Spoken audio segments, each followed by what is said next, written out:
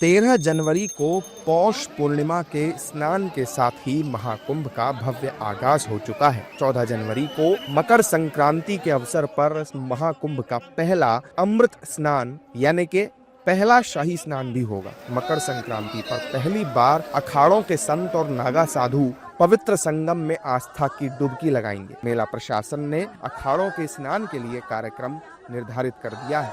तो आइए जानते हैं कि कौन सा अखाड़ा कब अमृत स्नान करेगा।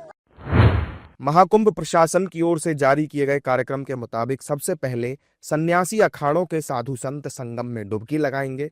श्री पंचायती अखाड़ा महानिर्वाणी और श्री शंभू पंचायती अटल अखाड़ा के साधु सुबह 5:15 बजे अपने शिविरों से घाट की ओर प्रस्थान करेंगे और 6:15 बजे घाट पर पहुंचकर शाही स्नान करेंगे। 6:55 पर इन अखाड़ों के साधु अपने शिविरों की तरफ लौटने लगेंगे। इसके बाद श्री तपोनिधि पंचायती श्री निरंजनी अखाड़ा और श्री पंचायती अखाड़ा आनंद की बारी आएगी। इन अखाड़ों के साधु सुबह 6:05 पर अपने शिविरों से घाट की ओर प्रस्थान करेंगे और 7:05 पर घाट पर पहुंचकर पवित्र संगम में डुबकी लगाएंगे। इन अखाड़ों के साधु संत 7:45 पर अपने शिविरों की ओर लौटेंगे। इसके बाद नंबर आएगा श्री पंचदशनाम जूना अखाड़ा, श्री पंचदशनाम आवाहन अखाड़ा और श्री पंचाग्नि अखाड़ा के नागा साधुओं, संतों और महामंडलेश्वरों का। इन अखाड़ों के साधु सुबह 7 बजे अपने शिविरों से निकलेंगे और 8 बजे घाट पर पहुंचकर स्नान करेंगे। इन अखाड़ों के लौटने का वक्त 8:40